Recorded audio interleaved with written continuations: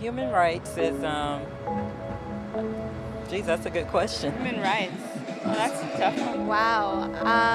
Права человека. I don't even know how to give that a definition. I would probably have to do a little bit of homework or something. Any right that I think just as a normal, human, The rights that humans have. Oh, that's a very large debate. Menneskerettigheder kan betyde mange ting. Tú le puedes preguntar a 20 personas y te van a dar 20 diferentes opiniones. Non saprei, è una domanda complicatissima. Yes, we just take them for granted that they're there, but we don't even consider what they are.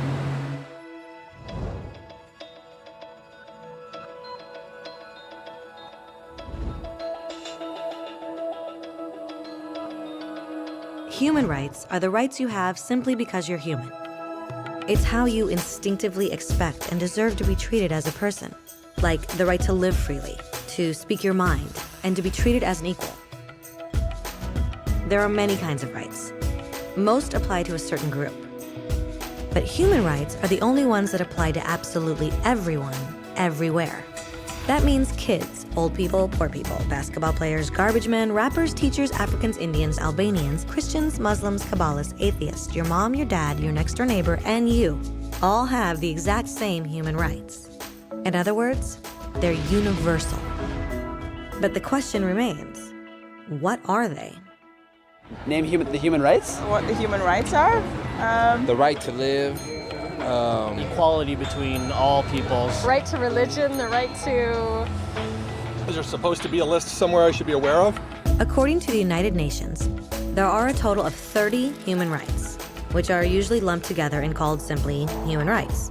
They're all listed out in the Universal Declaration of Human Rights, which is the world's most widely accepted document on the subject. But it was a long time in coming. At first, there were no human rights.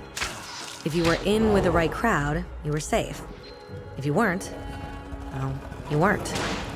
But then a guy named Cyrus the Great decided to change all that. After conquering Babylon, he did something completely revolutionary. He announced that all slaves were free to go. He also said people had the freedom to choose their religion, no matter what crowd they were a part of.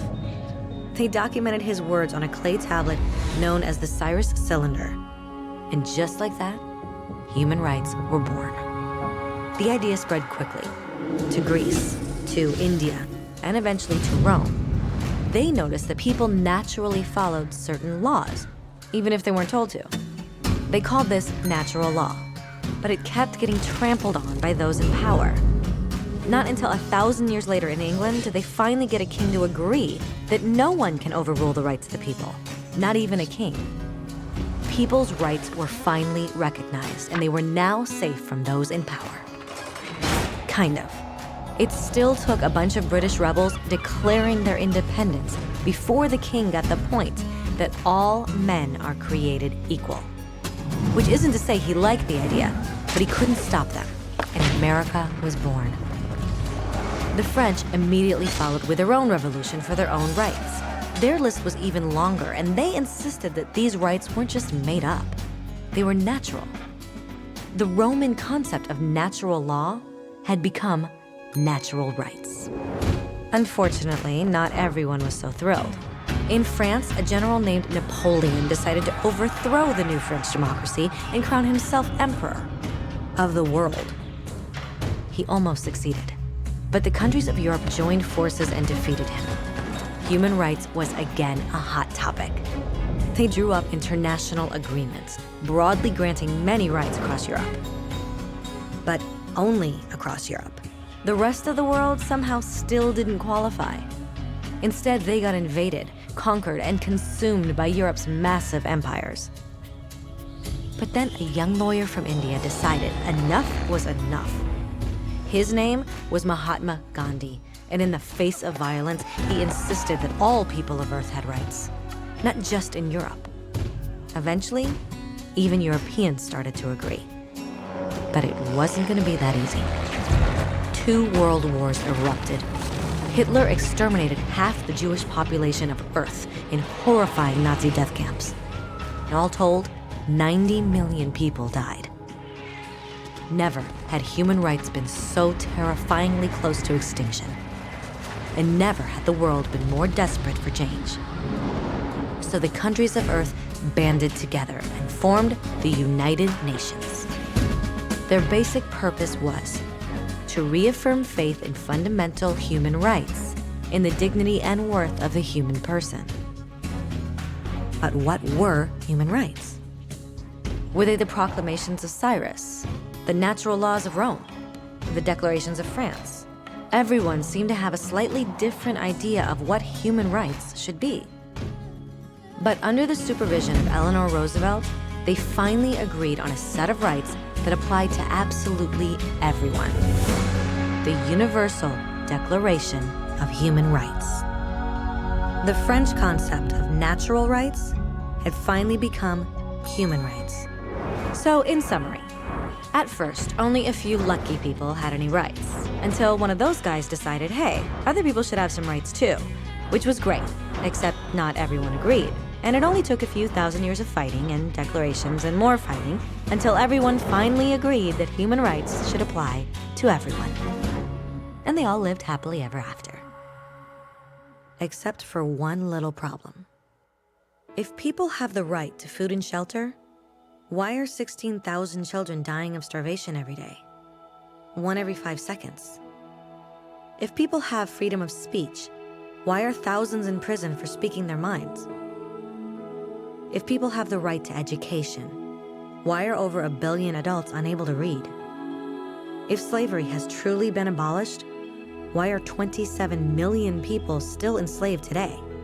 More than twice as many as in 1800. The fact is, when it was signed, the Universal Declaration of Human Rights did not have the force of law. It was optional. And despite many more documents, conventions, treaties, and laws, it's still little more than words on a page. So the question is, who will make those words a reality? I have a dream today. When Dr. King marched for racial equality, he was marching for rights that had been guaranteed by the United Nations for almost 2 decades. But still, he marched. When Nelson Mandela stood up for social justice in the 1990s, his country had already agreed to abolish such discrimination for almost 40 years. But still, he fought. Those who fight today against torture, poverty, and discrimination are not giants or superheroes. They're people. Kids, mothers, fathers, teachers, free-thinking individuals who refuse to be silent, who realize that human rights are not a history lesson. They're not words on a page. They're not speeches or commercials or PR campaigns. They are the choices we make every day as human beings. They are the responsibility we all share to respect each other, to help each other, and to protect those in need. As Eleanor Roosevelt said, where, after all, do universal human rights begin? In small places close to home. So close and so small that they cannot be seen on any maps of the world. Yet they are the world of the individual person, the neighborhood he lives in, the school or college he attends, the factory, farm, or office where he works. Such are the places where every man, woman, and child seeks equal justice, equal opportunity, equal dignity without discrimination. Unless these rights have meaning there, they have little meaning anywhere.